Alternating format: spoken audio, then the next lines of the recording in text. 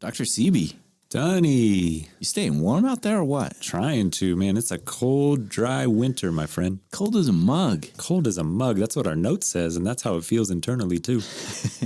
In your heart? In my heart. How come? Because it's cold, man. Just your heart's cold? Just my heart is cold. Man, I've been waking up in these mornings, and it's frigid. Frigid. And windy. And I saw the Gulf of Mexico, Gulf of America. I saw that they got snow.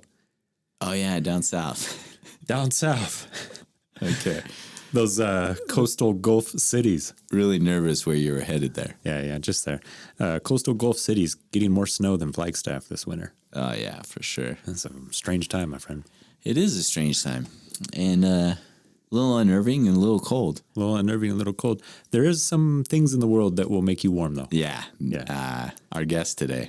Our guest today, for sure. Being a prominent one of those. Absolutely. And an event that they're going to be hosting soon. Yeah. What's the event? Galentine's Day. Galentine's Day. Yeah, with Girls on the Run. So that's like Galentine's Day is like a February 13th thing. Yeah. Annually. Day before Valentine's Day. Our guest will talk about it a little bit today, but we thought we'd break down some of the details. Yeah, they're hosting a really cool event. So they're doing a film festival, No Man's Land, where it will highlight films that focus on women who are in outdoor and adventure type sports and activities, films about them. So it takes place the 13th. They have a social hour going on at like 6. 6 to 7. Then films from 7 to 9-ish. Yeah, some intermissions, and not to mention, social hour would be your favorite hour that night. Favorite hour. I would, if I hit this, I promise I'm going to show up, earlier than 7. Yeah, I believe that. Yeah. That's good. I'm glad you believe it. Yeah. And so tickets are available. Proceeds go to Girls on the Run, Northern Arizona. We're going to include a link on our show notes that will take you to where you can get tickets online. Or you can also look for their website, Girls on the Run, Northern Arizona. That's right. All right.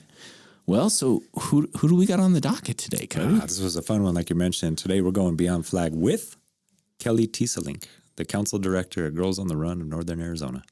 Kelly, originally from Iowa City, Iowa, earned a bachelor's degree in journalism and also studied political science at the University of Iowa. Go Hawkeyes. Hawkeyes. Yeah, very good. Following, she worked in various positions at the university and then found herself with Girls on the Run of Eastern Iowa, where she served as executive director from 2018 to 2021. And, much like our favorite mouse from our favorite American tale, Fievel, Kelly went west. Yeah, she did. She did, man. She relocated to Flagstaff in 2021 when she was chosen to be the director of Girls on the Run, Northern Arizona. Lucky investment for Girls on the Run, Northern Arizona. No doubt. Yeah, so in this episode, Kelly talks about Girls on the Run, being built around fostering confidence in young girls, finding running as a resource for her own well-being, and ultimately her moving to Flagstaff and developing connection with others and the natural landscape in this area. Yeah, this is a good one. Yeah. So thank you so much as we go Beyond Flag with Kelly Teeselink.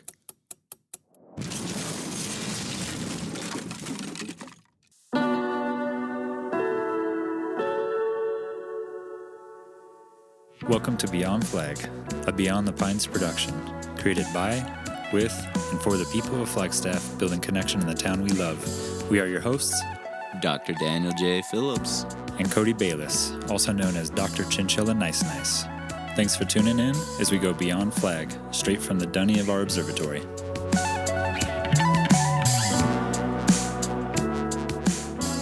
A fun fact about me is that I took a hard fall running trails once and ripped my leg open on a piece of rebar. Yep. And had to be taken by ambulance from the middle of nowhere in Minnesota to Duluth, to the hospital there to get stitched up. That's all I needed. I needed 25 stitches, I think it was. 25. I got a huge gash on my leg. Yep. Jeez. I actually hit in probably the best place I could have. Because muscle. Exactly. I mean, it was just pretty much fat is what it cut into. Open. It could have been my knee. It could have been higher up where there's an artery. And we were literally in the middle of nowhere. We didn't have any service. My friend had to run up to a trailhead, get somebody to drive to call 911. And it was a pretty interesting experience and a little fun fact that I can share. Yeah. I'm realizing you and I have a very different definition of fun. It's like a fun fact. Maybe that's not just a fact. Man, that's like a crazy fact. How long ago is that? That was 2020. Wow. It That was, just happened. yeah, well, So when hospitals were like really open and helpful. yeah, well, maybe in like rural Minnesota, it wasn't that big of a deal, but yeah, it was.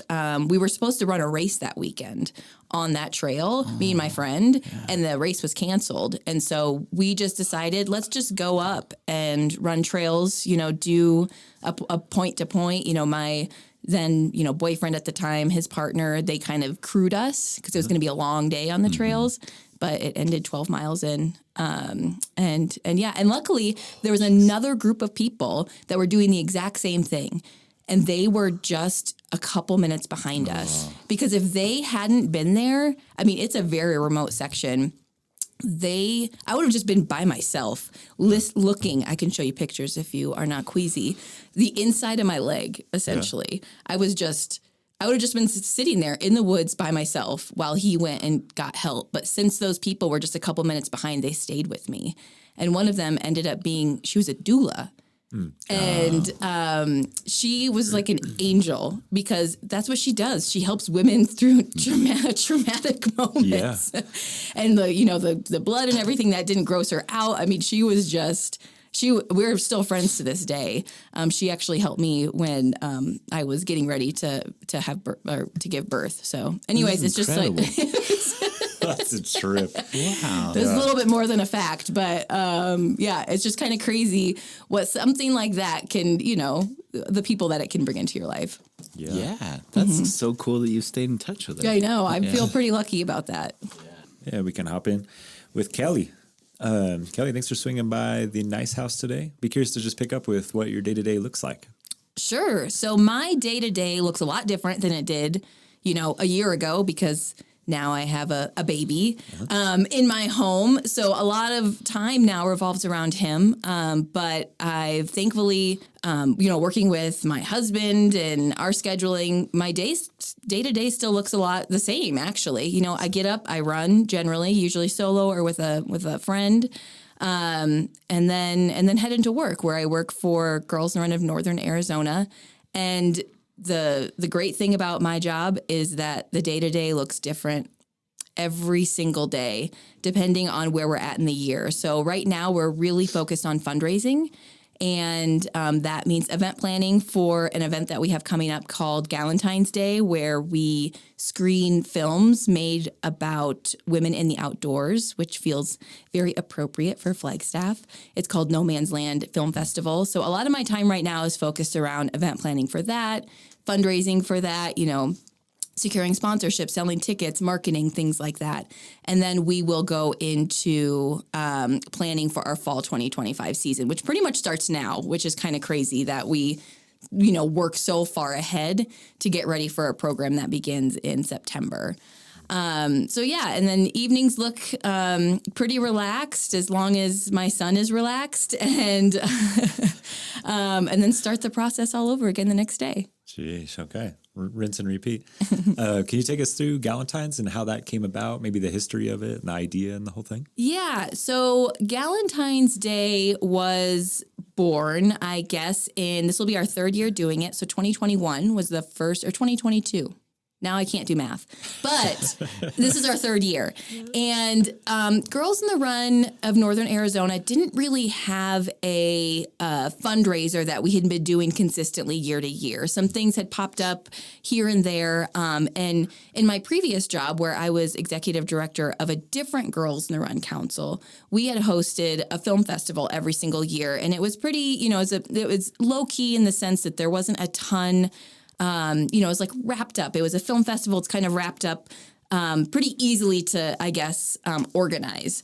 And I thought we could try that here in Flagstaff. And so we're trying to think of, when is a good time to host, when is not a good time to host. And I don't know how the idea was born, but I'm a huge fan of Galentine's Day. I know that's a more recent quote unquote holiday. But I thought it would be really fun to kind of promote the event as this evening celebrating friendship, and specifically female friendships, but not, obviously anyone is welcome to this event.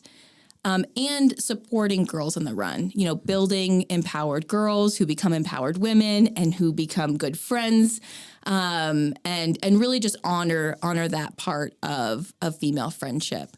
And so we did it a couple years ago for the first time at the Orpheum. It went over pretty well, and the next year it got even bigger. And I think my goal for the event is we want it to be the thing that specifically women do in this town on Galentine's Day. Like, they just know that's what February 13th is always slated for Galentine's Day with Girls on the Run.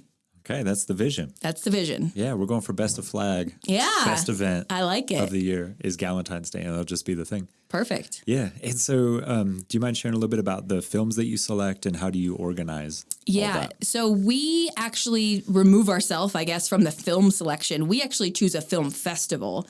So in the first year we did, we showcased a film festival called Luna Fest, and that was, in partnership with Luna Bar, owned by Cliff Bar, et cetera, et cetera. And so I had, in again, my previous role with Girls on the Run of Eastern Iowa, had hosted an event called Luna Fest, which many Girls on the Run councils actually, that's what they did. It was a partnership. It was an official partnership with Girls on the Run.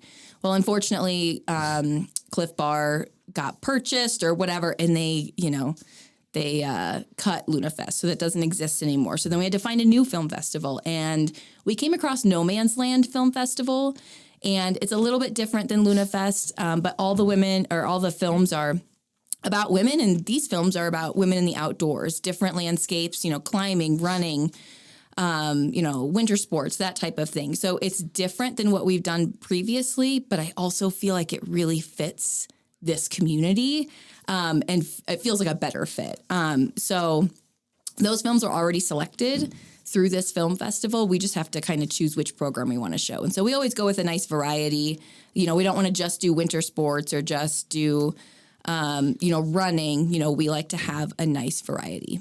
Okay. Mm-hmm. So you just partner with the film fest itself and then kind of build everything around that. Exactly. Okay. Yep. Gotcha. Sounds like Cliff Bar can take their film fest wherever they want because it turned out better. Yeah. Turns out. Yeah, so you mentioned working and part of your day-to-day is doing work for Girls on the Run. I'm wondering for our listeners if you could break down what is Girls on the Run and kind of the mission or the purpose, values behind it. Yeah, so Girls on the Run, while, when I started with Girls on the Run as a volunteer in 2012, I did it because I thought it was a running program for girls. I myself had just gotten into running, and I was just really excited about sharing what I had learned about running and the things that had done for my mind and my body with the younger generation. When I became a Girls on the Run coach and went through the training, it took me a little bit, but I realized this is not about running at all. This is about giving girls skills and tools that are critical at this age. So what we do at Girls on the Run, we serve 3rd through 8th grade girls. We have 2 programs, Girls on the Run and Heart and Soul. Heart and Soul is our middle school program. Girls on the Run is for 3rd through 5th grade. And our curriculum essentially gives girls social emotional learning skills that we know are needed at this age, because if they don't develop them, they could go down a path of low self-confidence, not building healthy friendships. There's a lot of unfortunate statistics about what girls are going through, especially right now with, social media and things like that. And so when you look at our curriculum, you can see exactly what kind of statistics we are trying to reduce or we're trying to combat. We're trying to help girls find their voice. We're trying to help girls build their self-confidence and really appreciate who they are as a person and appreciate who other people are, and to be able to include them and welcome them and just be accepting of everyone and what their values are. While we do that, there is a running component, right? Girls on the Run, there is a reason why it's called that. It's because over that 10-week program, while the girls are learning these really critical lessons and skills and tools, they're also training for a 5K. And we're not trying to build elite runners, even though we live here in Flagstaff. This is really about helping a girl build confidence through setting a goal and achieving that goal, whatever that means for her. So we just want them to complete the 5K, whether there's some walking involved. I mean, there's a lot of walking involved in Girls on the Run, if I'm being honest. We tell girls to find their happy pace as long as they're moving forward, right? That is what matters. As long as they are continuing to strive for their best, that is what matters. We're not looking to break a certain time or anything like that. And then at the end of the 10 weeks, we host a 5K for all of our teams to come together and run this race together. And I think it's a really special, unique, magical event where we are there to celebrate each and every girl who crosses the finish line. We don't even have a clock. We don't have chips. We are not, timing girls. We are not doing awards. We are there to show every single girl that she matters and that she has the support of the community behind her. Yeah. It's a really special event that y'all do at the end. Yeah. And I think everything you're talking about comes through in that event. Northern Arizona is a pretty large region, so I'm wondering what cities you oversee as part of the director. Yeah. So Girls on the Run of Northern Arizona, we serve by county. So we serve Coconino, Yavapai, Navajo, and Apache County. Not every school in those counties, but that's where we're authorized to serve. So we're obviously based here in Flagstaff. And then we also have teams south of, in like Cottonwood, the Camp Verde area. We're in Prescott, in the Prescott area. And we're also on Navajo Nation and Hopi Reservation. So we've served it's like 4 hours northeast of Flagstaff and about, an hour and a half southwest of Flagstaff. My goodness. It's a massive region. It is. It's a massive amount of impact. I want to circle back to those events. They're so powerful and they seem like a manifestation of what you're talking about, the overall goal for the thing. Because you have female professionals in various professions who show up to role model like what they do for their careers. You have I've seen sorority girls there, people connected to NAU or other groups of people that are there at that final 5K you're referencing, to model and demonstrate what opportunities are available through healthy relationships and setting goals. Tell us a bit about that event. Who is there? Who shows up to those things? How do you pull those people in? Do they give you any feedback about what it's like for them to participate? Yeah, absolutely. So the Girls Who Run 5K, I think we are really trying to give the girls this experience that, like I mentioned before, shows them that this is an event for them, to show them that they have the support of so many. They have so many in their corner that are rooting for them and are there to cheer them on, whether they finish first or the middle or last or wherever that may be. And so pretty much every decision we're making about the 5K is to protect that experience for the girls. So you mentioned the dream team. That's what we call them. We have these women. They give them the medals at the end of the race. They kind of engage with them before the race. And it's kind of like, if you see it, you can be it. That's what we're trying to portray with those types of women and experiences. And we really try hard to make sure that they're a reflection of our girls. We don't just want a bunch of, white women who maybe some of our girls, over about 25% of our girls are not white. So we want to make sure that they have women that look like them, that are representation of them and can see themselves in them as well. So we're pretty intentional about that, not only in our 5K, but, when we're trying to work with schools and recruit coaches and things like that, because we think that is important for our girls to see themselves in every aspect of Girls in the Run, whether that's the coaches that they're working with, in our curriculum, in the activities that we're doing, and at the 5K. And so, to go back to the 5K, when you go to the 5K, obviously the girls are there, their families are there, their coaches are there. And pretty much anyone who cares about empowering girls and showing them that they really are supportive of their efforts.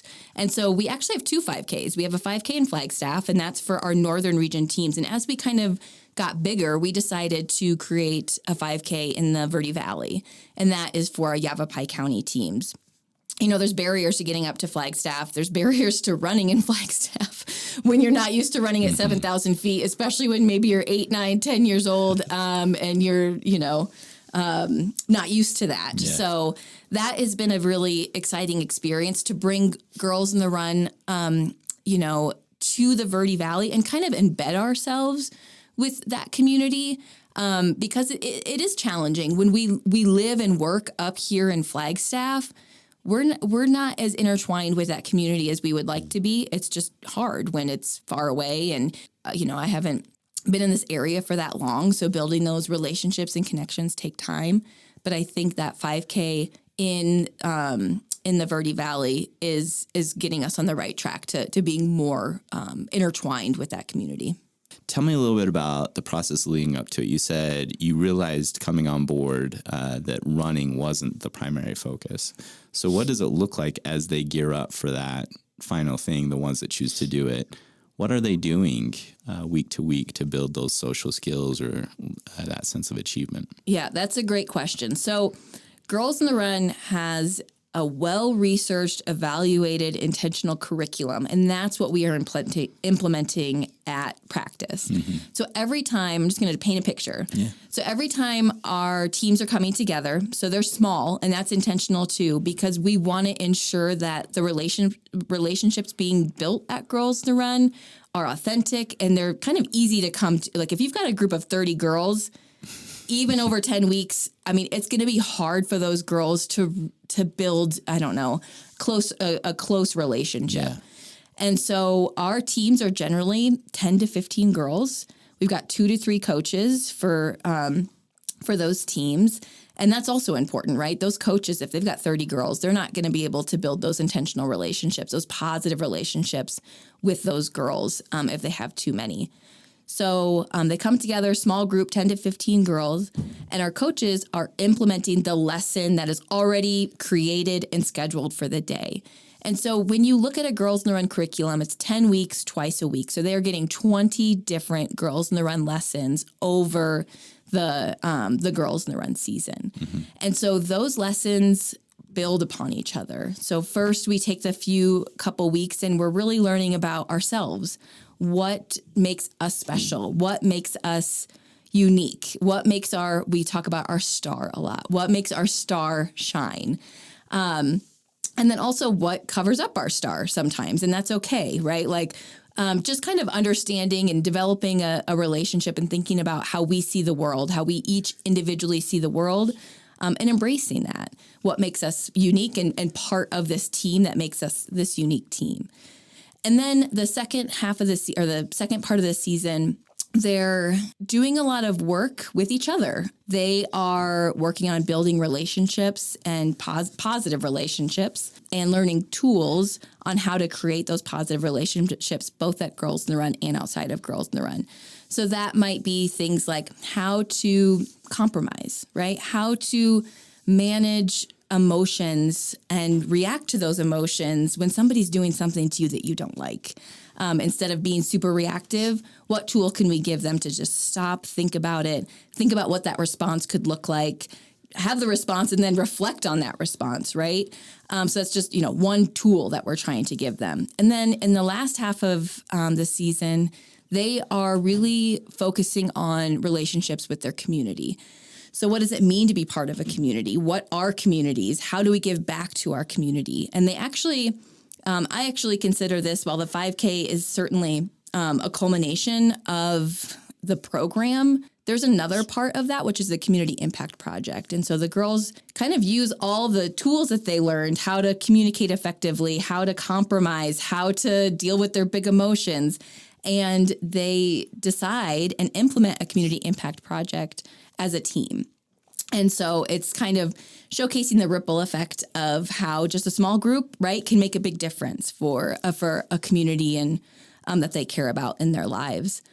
And so, every single lesson is intentional. It is built by design and years of evaluation. Girls in the Run has been around for 25 years. The curriculum has changed to meet the needs of girls currently. And in fact, we're in the middle of rolling out like a new curriculum suite, which is really nice because their needs have changed a lot in the last, 5 to 10 years. And I always just like to share, one of my favorite lessons that we do at Girls on the Run is because I think so many women, when they hear it, they think if I could have learned that at age 8, 9, 10 years old, I mean, my life could look a lot different. And that lesson is how to recognize negative self-talk and turn it into positive self-talk. And I think many women go through a life of negative self-talk and they might not ever learn a skill or a tool to be able to stop that negative self-talk. We're really trying to give girls the tools that we know that they need now at this age, but also in middle school and high school and beyond.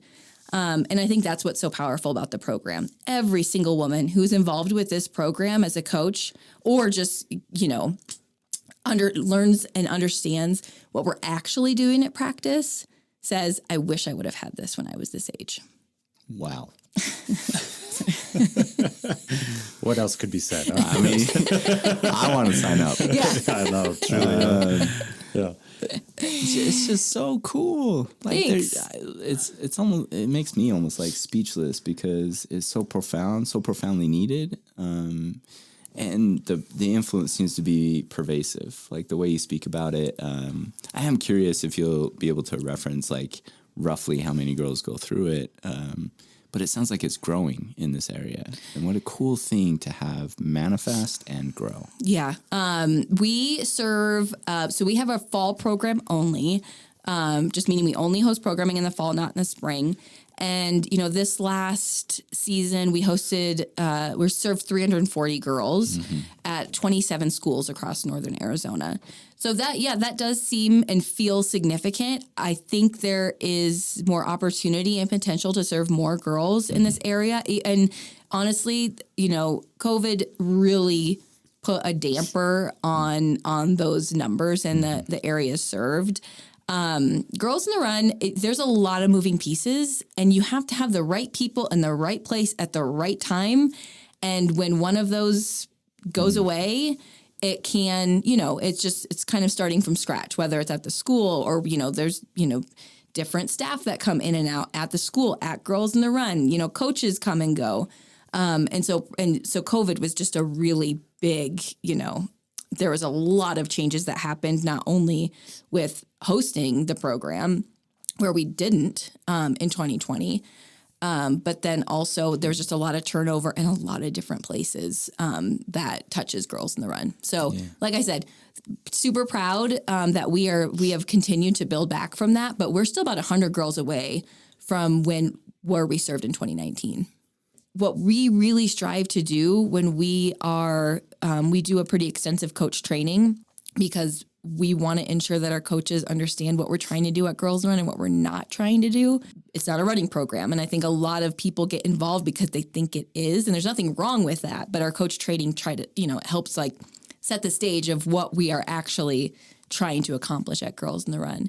And one of those things is our coaches are responsible for creating a space where every girl feels like she belongs, because we know how important that is to that age group to feel like they are part of something and that they are welcome and included and that they are accepted for who they are. And so that's what a lot of coach training is. It's not like, here's how to do strides or here's what your form is. We don't even talk about that. We are talking about building a positive experience for each and every one of our girls who goes through the program. Yeah.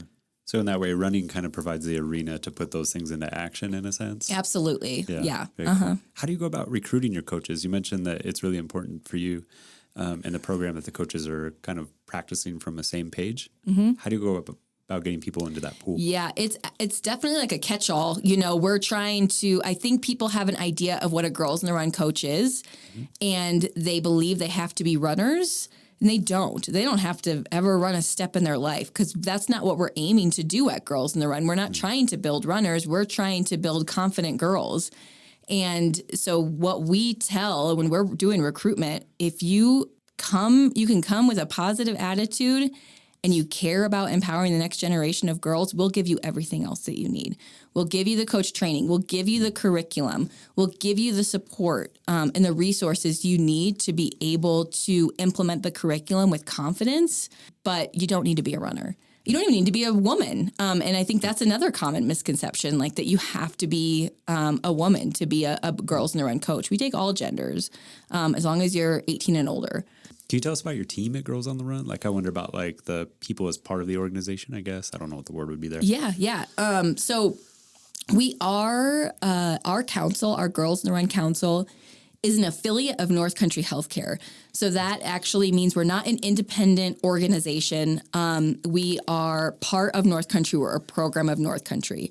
So the Girls in the Run team is small but mighty. So there's myself, and then we have our program assistant. Her name's Joy Peterson. She was supposed to be here today, but unfortunately she is not feeling well. And so she manages our volunteers. They go through background checks. They do interviews.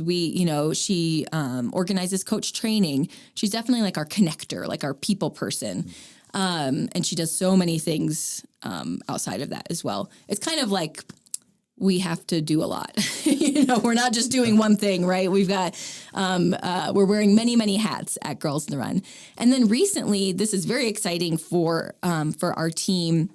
Our department hired an admin assistant, and that admin assistant gets 10 hours a week to Girls in the Run. And she is a former coach. She's a former advisory board member. I may have had something to do with getting her to apply. And so I feel like I should get like a finder's fee for her because she's incredible. And she's not only helpful to Girls in the Run, but she's very helpful for our department as well. So having somebody that just in that 10 hours a week who knows what we do at Girls in the Run and has done it herself has been really helpful, having that third team member to and we all just really complement each other well. Our skill sets are a little different, and it's been a great. She started in August, so it's been a great, 6 or so months or whatever, onboarding her and making her part of the team. Mm-hmm. Yeah. And so it's you and Joy, and what's her name? Her name's Kathleen. Kathleen, cool. Yeah. I think small but mighty, you said? Yeah. Yep. I mean, such a pervasive influence. I hear you saying that you want to get back to numbers that were pre-COVID. But wow, the amount of effect from that is just massive. Yeah. And cool. You saying, we want to get back to pre-COVID numbers. In my time with Girls in the Run, I'm now in my 7th year running a council. Mm-hmm. And I have found that quality over quantity can be so much more impactful. It'd be so cool to hear, to orient. It's been phenomenal to understand more about the program itself and all that goes into it, what you've invested into it. It'd be cool to turn the lens. How did you get here? You referenced your own personal running, and you referenced prior roles that required fundraising. How did you end up into a role that blends those two? I feel so lucky. I really feel so lucky that Girls in the Run became a job for me. I mentioned I started volunteering in 2012 back in Iowa City, which is where I moved here from. And I fell in love with this program, and I really just wanted to pour myself into it in any way that they would allow me to. And so that meant, I became a coach, and soon after, it didn't take too long before I got involved more on a board of directors level. So I ended up joining the board of directors. I think I actually was a committee chair for LunaFest, to bring it back full circle. Yeah, back when Cliff Bar was good. Yeah, exactly. We're just going to crap on Cliff Bar the whole time. Yeah, that's They're fine not with a me. sponsor, so. Yeah. Say whatever we want about Cliff. Contrary to our other sponsors. Oh my gosh. I can't remember which came first. Maybe it would both happen at the same time, where I eventually joined the board of directors, took some leadership roles. What's so funny is I remember going to my first board of directors meeting for Girls in the Run of Eastern Iowa. I didn't even know what a board was. I didn't know what the purpose was. I didn't know my role or expectations. I just showed up to this meeting over lunch one time, and it's kind of funny how that has evolved, or I guess my, board experience has evolved or whatever, but I had no idea what a board was. And anyways, So I then eventually became board chair. Thankfully, I did figure out what a board was and what they do. Eventually, a few years down the road, became chair of that board. And then, a few years later, the current executive director at the time, she left, and I decided, what better job is there? I now have this experience, in this nonprofit board and learning more about how, and I'd worked for nonprofits as well in my day-to-day, in my professional life.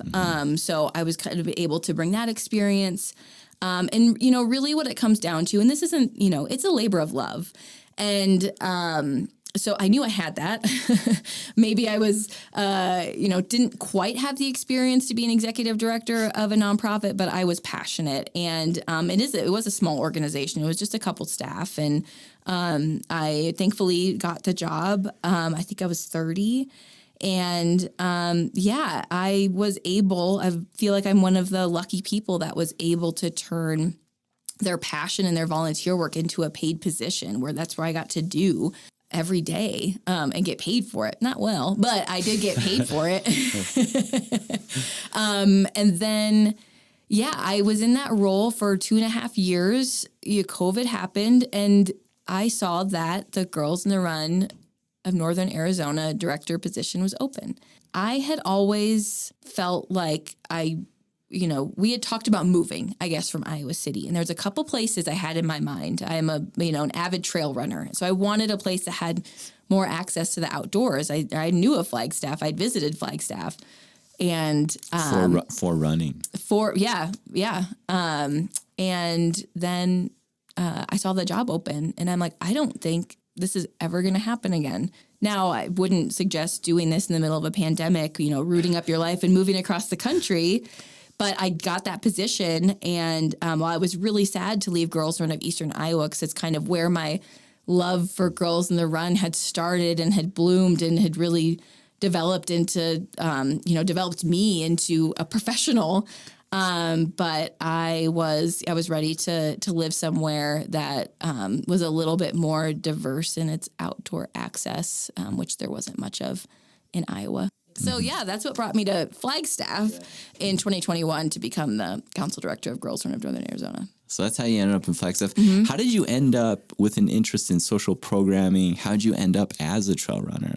So I think where this interest in Girls in the Run specifically occurred was because, like I mentioned, every single woman who comes into contact with this program says, I wish I could have had this program when I was that age. So I guess to provide a little bit of context for what that means for me is growing up, I was very, very self-conscious about my body and was very ashamed of it. I, wasn't super athletic. I did play sports, but I wasn't, my body was, because so many girls and women are, taught that this is true. Like, your body is to look good. Right? It's supposed to look a certain way. There aren't very many ways for a body to look good, right? There's just one. And that's for me at that age, it was to be small. And this carried on through, I can remember being very young and having these thoughts, and they never really went away. In fact, they just got worse. Middle school, high school, college. And, it did develop, unfortunately, into an eating disorder, which is, not super uncommon.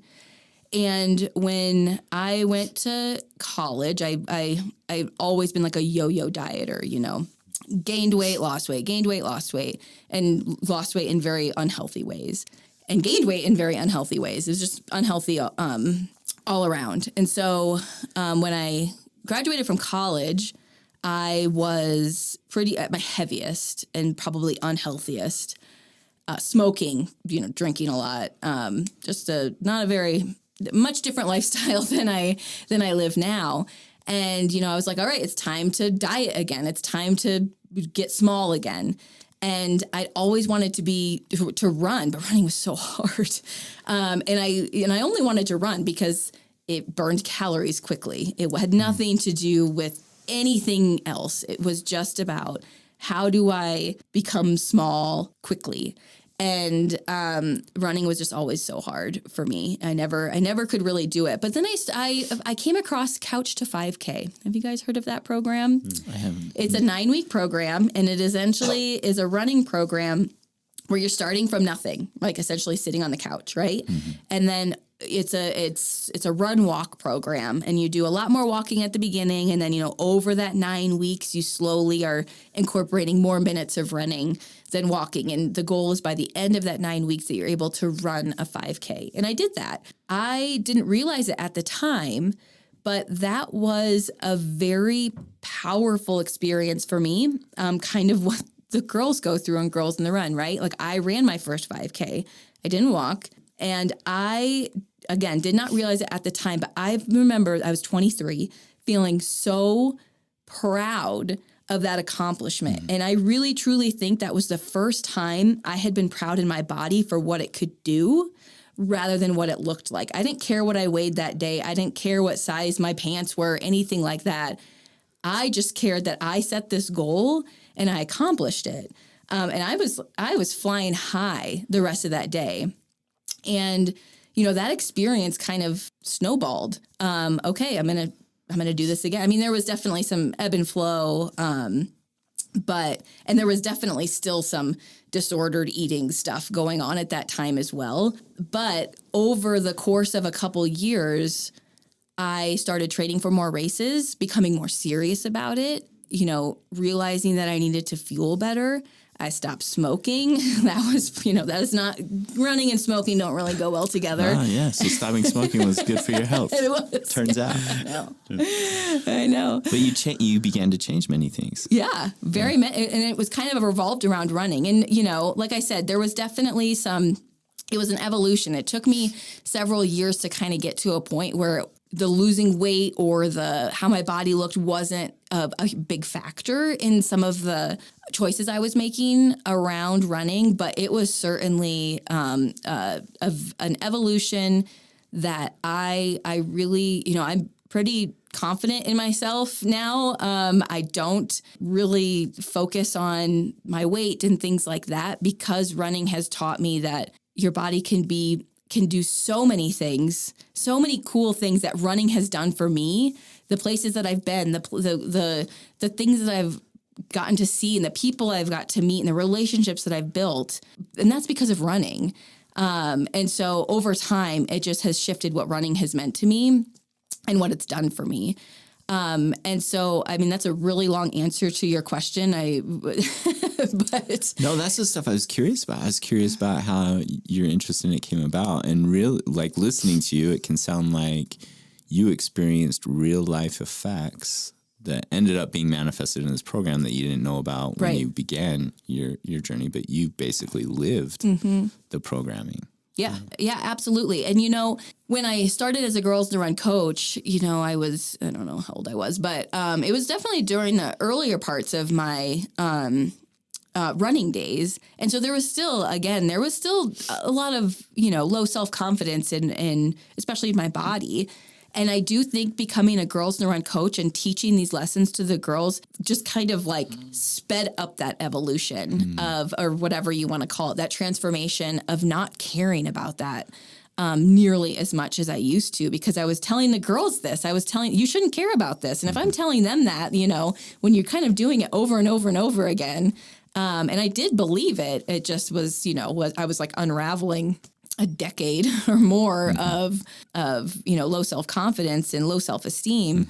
I really think being a Girls in the Run coach was transformative to me, not only from a professional standpoint, right? It led me to a job, and a job that I'm very passionate about, but it also really kind of helped me through beating an eating disorder and low self-confidence. So, I mean, it's pretty powerful.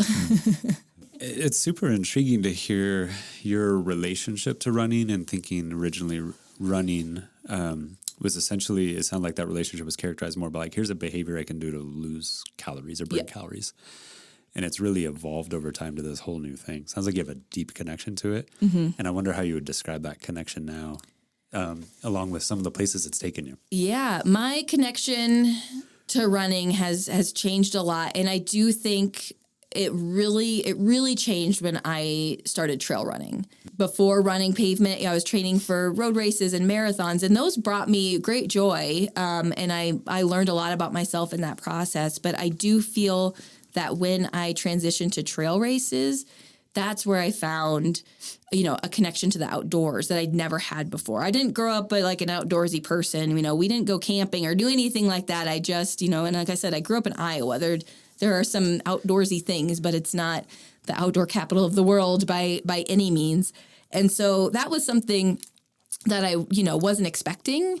And, thinking back to it now, it certainly opened up my world in a unique way that it brought me to cool places. Like when you run trail races, you're usually going to some pretty cool places, and there's some incredible places to run that aren't like the Grand Canyon, for example. Obviously, that's right in our backyard. But when I did rim to rim to rim for the first time, I didn't live here. I lived in Iowa. Like it was, without ultra running and trails, like that experience would not ever have happened.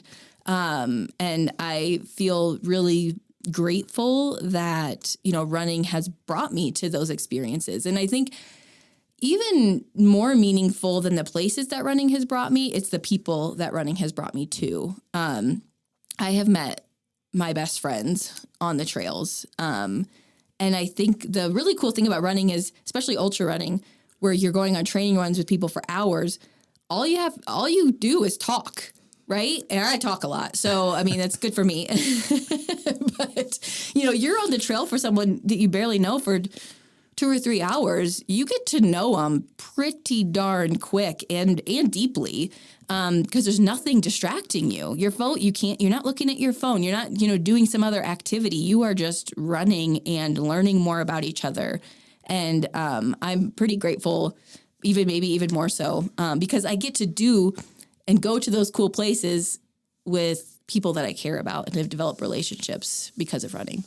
Yeah, it's like a mix of all of that. Mm-hmm. Places, people, and then I think of even connection to self, and like you're saying there. Yeah. I'm also intrigued by the way in which your own experiences inform where you found yourself. And Girls on the Run seems like it matches so well based on your own history and experience. I was wondering, what do you find most personally rewarding about your position at Girls on the Road? I think I find the most rewarding thing, is growing up and being 9 years old and hearing comments about your body, whether they were intentional or not. And this is just my own, I know that, this is my experience. It is a common phenomenon, though. Yeah. So let's not dismiss or minimize it because, we do know through data and statistics that this is a common phenomenon for women. Yeah. And, the stats show that girls' self-confidence begins to drop at age 9. Mm-hmm. And that could be a lot of different things. It might not just be their bodies. It could be around how smart they think they are, and those types of things too. And I think that it is very rewarding to be able to know that, I'm in a position because of my job to be able to hopefully prevent girls going down the same road that I went down. Because it took me, 15 years to get to a point where I didn't place my value on my body in the way that it looked. And to be able to give girls these tools to hopefully not go down that path. I know that Girls in the Run can't be everything to every girl, but if even a few girls every year can take some of those tools and be able to go down a path of being confident in who they are, I think that would open a lot of doors for them, right? They might say yes to more things because they feel they are more capable, or they feel like they're smart enough, or they feel they crossed the finish line at that 5K and that gave them the confidence to know that, like, even though something's hard, I know I can do it because I did that 5K. So I think I don't know how many opportunities I lost out on because I wasn't confident in myself. And so maybe that's where that reward lies, is those hopefully more girls, because of Girls in the Run and, the work that we do, there are more opportunities for girls to be confident in who they are, and it opens more doors for them down the road. Yeah. I'd be curious if you'd be willing to share. You've shared some, like you just referenced rim to rim to rim, like traveling here to come do that. Earlier, before we jumped in, you referenced Western States and training for another race. What's an experience that sticks out to you just for either the texture of the experience, like how it went? What's a race you've done, or not even a race, something that you've aimed to go do that really sticks out in your mind? Yeah. So I think, a race, it is a race. A race that is very special for me is a race called Superior, and that's up in northern Minnesota. It's on the Superior Hiking Trail. If you're familiar, you know that it's a beautiful trail. It goes, it runs parallel to Lake Superior. So you get these beautiful views of the lake. It's a very technical trail, though. A lot of roots and rocks and things like that. And I always thought, Superior was one of those races I could only do when I had a lot of experience underneath my belt, because you just hear about how hard the course is. And it's a lottery. And I remember I threw my name into like the 50-mile lottery, and I got in. And I was like, okay, well, I guess I don't feel like, I do not feel like I have the experience. But good luck, to do Kelly. this. Yeah, here we go. I'm in the lottery, and that was 2017.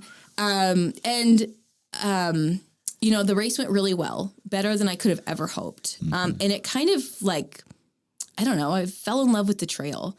And so I put my name in the lottery for the 100-mile race the next year. And, my husband and I, we really like the North Shore. That's kind of what that area is called up in northern Minnesota. We would spend a week on the North Shore in a little cabin close to the Superior Hiking Trail. I'd spend the day, training. Ross would it's a point, he'd drop me off and pick me up so I didn't have to do out and backs and things like that. Then we'd go in the lake and relax. And it just became the North Shore and the Superior Hiking Trail became just very personal to me. I just felt like I was developing this like deep connection to that trail. So I ran the 100 in 2018. And that went really well. Was really pleased with how that went too. And just kind of thought, this is as good as it's going to get, for Superior in terms of like my performance and, how I felt about, my time and things like that. But I threw my name in the lottery again for 2019 and trained my butt off. Same thing. We went to the North Shore for a week. I, trained, pretty extensively. And just, at that point, I'd been running ultras for 5 or 6 years. And that race was the race of my life. I ended up winning it, which was not ever something that I would ever expect to win Superior. It was my day. And I think, I talk about girls in the run thinking, I crossed the finish line at 5K, even though something's hard, I can do it because I did it. I've done the hard thing. I've trained and I did the hard thing. And I feel like that's almost like what Superior was like for me.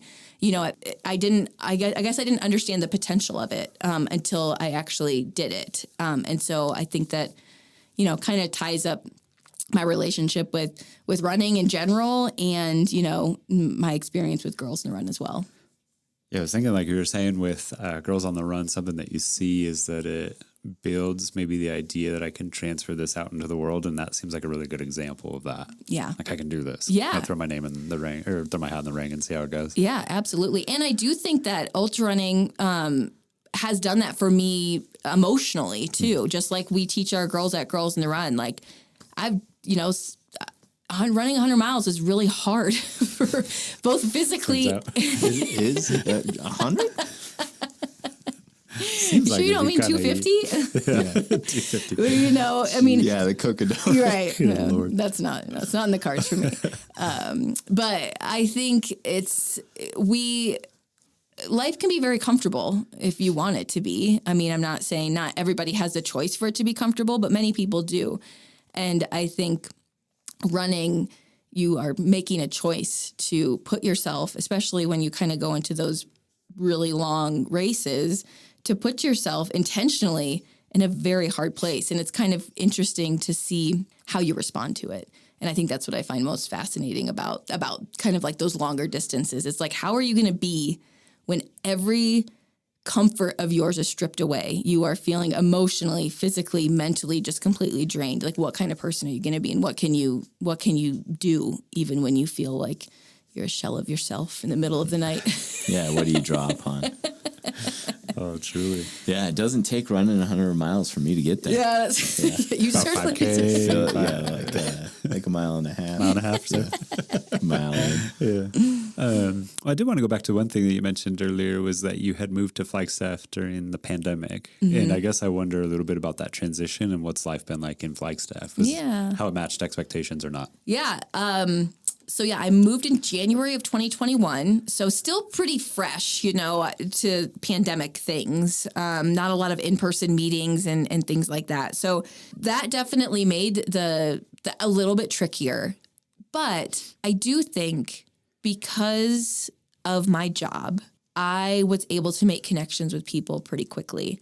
The beautiful thing about Girls in the Run is the folks involved with Girls in the Run are usually pretty awesome people, and we share similar values. And so I was able to connect with people who, I really bonded with pretty quickly, which led to meeting, other folks. And because running was a pretty safe way to enjoy each other's company in the pandemic world, I guess, I didn't really feel like it hindered me too much in kind of diving into the Flagstaff community. And I think that also just speaks to how welcoming the Flagstaff community is, or that's how I felt anyways. And like I said, I think because of Girls in the Run and running, that really, it's a nice foundation to start from when you're trying to build relationships with people. And the folks that I've,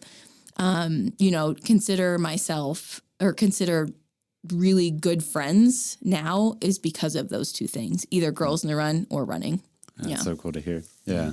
I have a personal interest in just knowing, what is your favorite trail in town? Like, I almost wonder, like, what is a daily driver, one that you just go to for a few miles or something like that? And what is the one that you just feel deeply connected to? Yeah, I think so I live on the east side of town, I guess.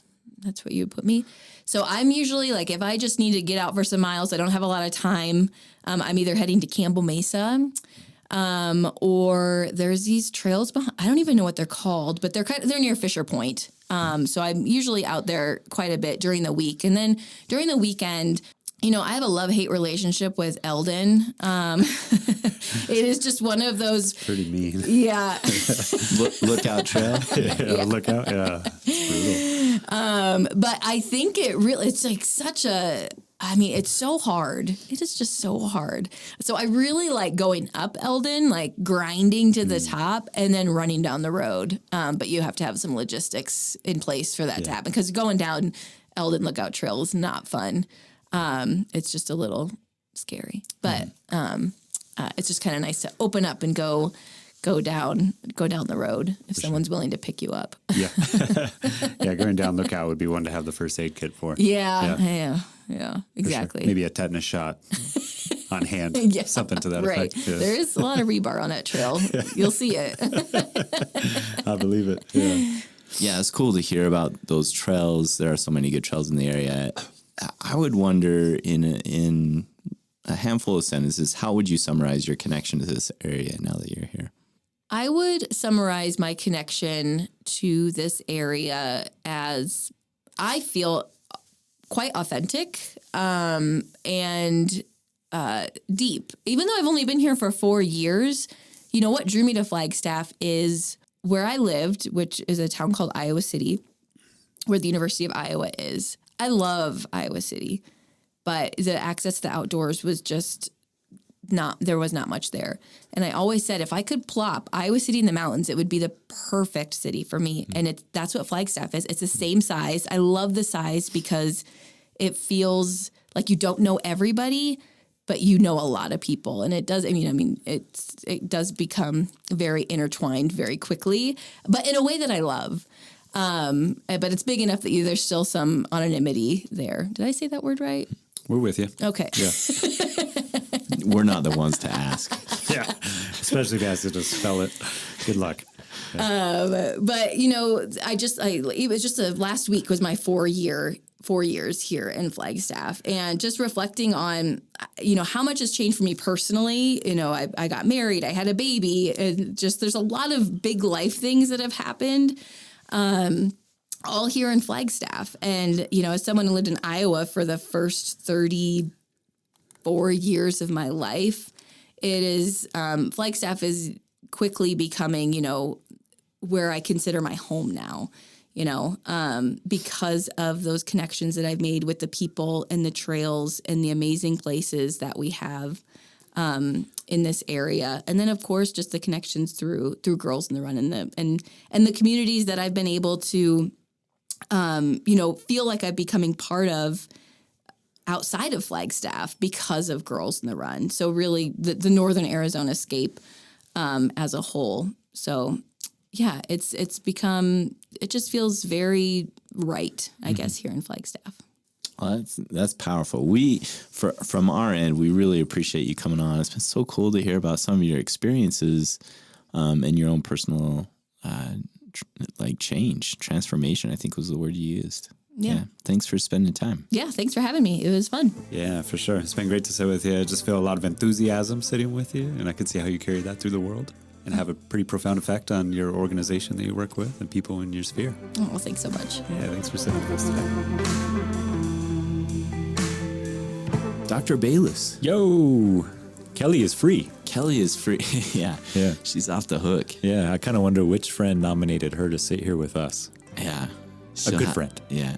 A good friend who likes pranks. Who likes pranks, yeah. A pranking jokester of a friend. She is free. She had some pretty phenomenal stories, some of which she shared outside of the podcast, where she's done some pretty cool stuff running and then had a pretty aggro injury running. Yeah, for sure. That is part of some of my favorite stuff is before and after we record, like the conversations kind of continue. Yeah. And a couple of moments in the interview reference those conversations outside of the interview itself, and one of those being a gnarly injury that she suffered while running. Yeah. Well, she fell on a piece of rebar. Yeah.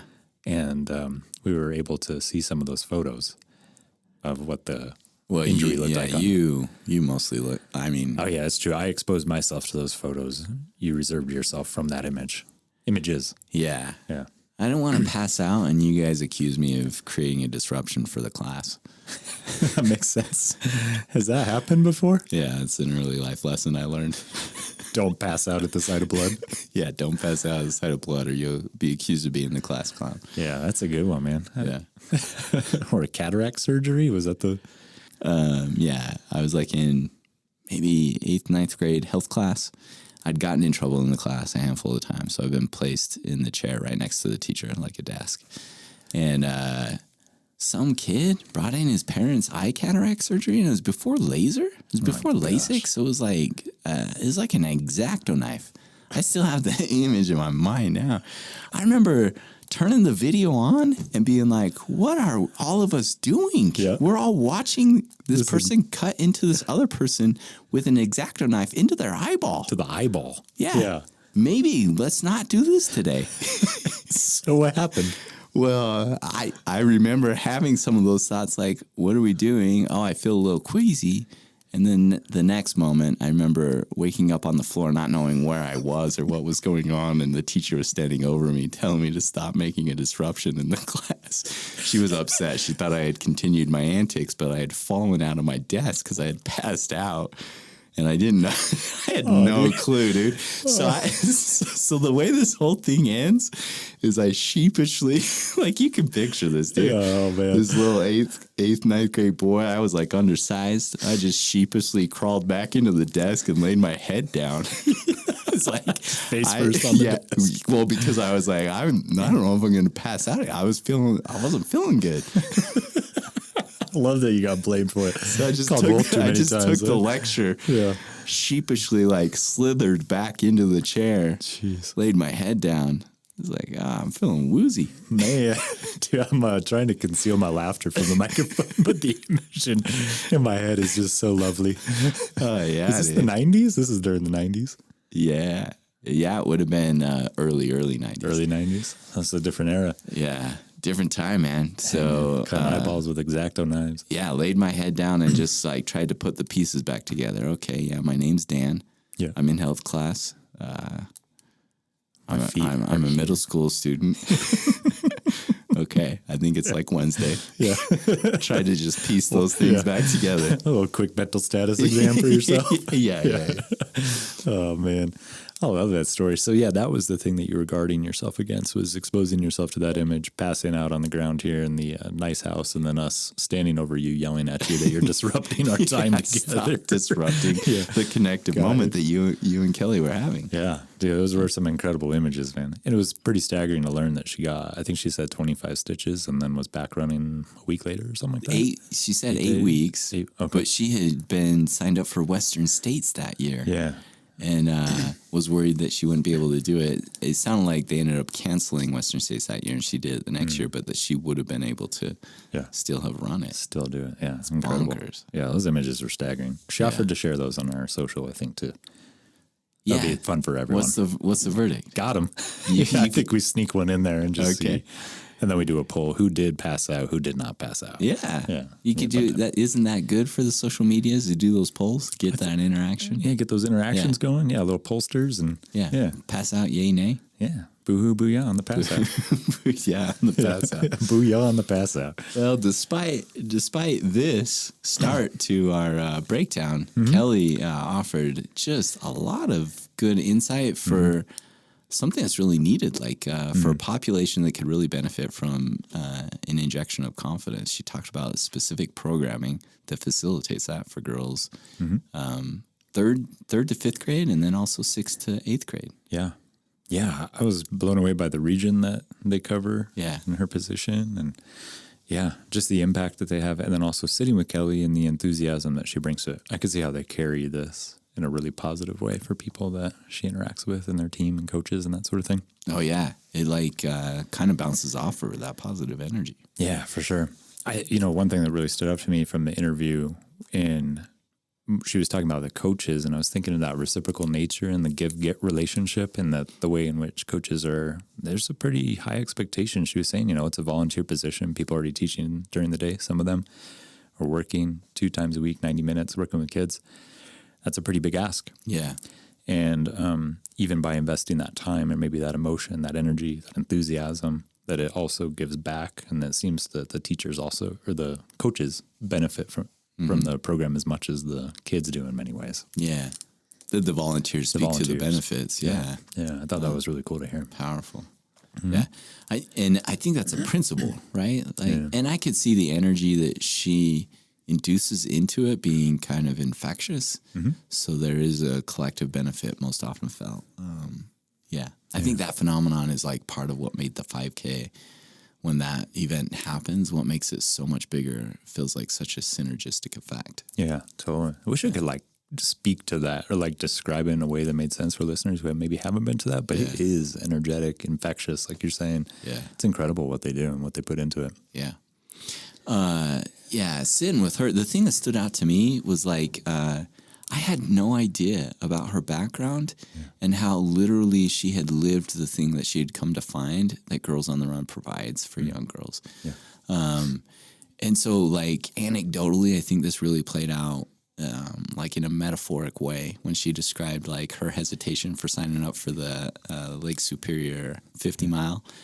She had said that she had been into running, but that it was a really technical trail. And so, completing the 50 seemed a little intimidating because of the difficulty of the trail. So she threw her hat in the ring, and good luck Kelly, who gets pulled out apparently, got pulled, ran the 50, and then just a couple years later won the 100. Yeah. So it turns out not only is she able to complete the 50 on that technical trail, she can just go out and win the 100. Just win the hundo. Yeah. Unbelievable. And I think for me, the way she set that all up was just admitting her lack of confidence, and yet going and doing the thing just induced the confidence. Yeah. She almost had this element of surprise at how well she does. And I think that surprise speaks to ways that she may have previously underestimated herself, or ways that running may facilitate opportunities for her to come into contact with what her ability is. Yeah, totally. And now she's fostering that. She's facilitating that for others. It's really cool. Yeah. Man, powerful stuff. Yeah. I really enjoyed that interview. Sitting with Kelly, so much fun. Again, I think I've said this word a couple of times, but enthusiasm or energy just on the surface. Someone really enjoyable to be around. Powerful force in this region. No doubt. Yeah. Why don't you take us out by shouting us out? No doubt. You can always find us on the interwebs, www.beyondflag.com, flag spelled. FLG. And we're out there on the Instagram, beyond_flag, flag also spelled. FLG. And you can check the show notes for links to the Galentine's Day event and our other podcasts, Crossing the Chasm, Quick and Nerdy, The Build Up, and the most recent one, Land Defenders. Yeah, check it out. Available on your favorite potty platters. Take care. Lovies.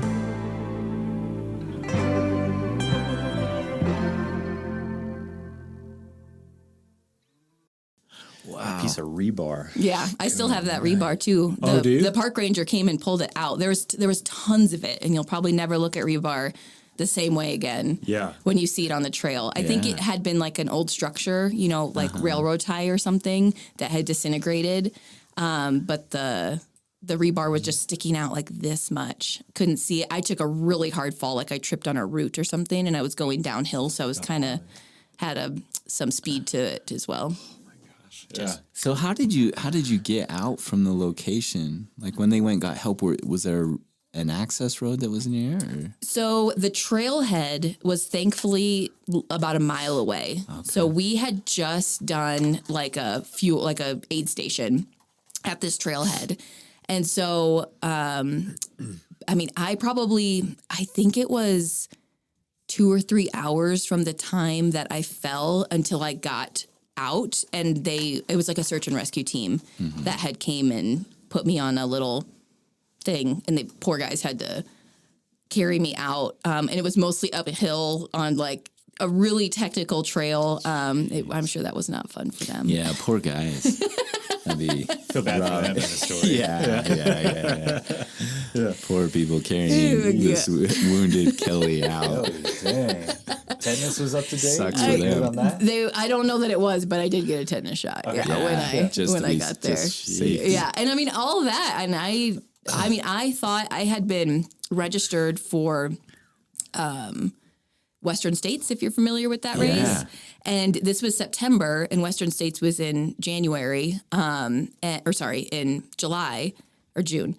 And I remember looking at my leg and thinking, there's no way I'm going to be able to run this race because it looked so gnarly. Yeah. And all I needed was stitches, and I was actually running about 8 days later. So, oh, geez. Yeah, it wasn't really, it looked really bad, but thankfully it cut me in the right spot where I just needed stitches and was able to recover pretty quickly. That's wild. Did they cancel Western that year? They canceled it in 2020, but I ran it in 2021. In one you did. Okay. Wow. Yeah. Do you have to do a qualifier for that or lottery? Or? Yeah, it's both. You have to run qualifying races that give you tickets. Lottery. Yeah. To get in the lottery. And I got in with 4, which was like, I think at the time, like a 3.5% chance of getting in.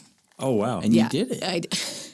Oh, that's so cool. Yeah. Kelly. Good luck, Kelly. Yeah. Good luck, Kelly. Just for that, I think I used all my luck for that Western States lottery ticket. Now I have a friend who's 55. It took her 9 years to get in. Wow. So, Yeah. That's wild. It can happen both ways, I guess. That is a fun fact. Yeah. Have you ever had a fun fact that long before? I changed my mind. What was We do have a similar definition of fun. Yeah, it turns out. Yeah. Wow. That's incredible. If that, I know it's hard to believe, but they weren't near the Grand Canyon over there. No, we just had the Mississippi. Okay, That's like the Grand Canyon. It's just that's got to empty it first. Just got to empty it into the Gulf of Trump. Sorry, that's going to sound really awkward because we were not talking about. Oh, for sure, that's going on the outtakes. You have no doubts that's coming after the no context at all. With no context, just keep it. It's hilarious. Just Kelly's support of the Gulf of Trump. The Gulf of Trump. The GOT. The GOT. The guy without the R. Oh my God. So, anyways. You said, are you guys familiar with the couch to 5K? And you looked me in the eye, Kelly. And I was like, oh no, she knows. She knows. That's the program I need. Dan's on the couch. On that couch. On the couch, yeah, for sure.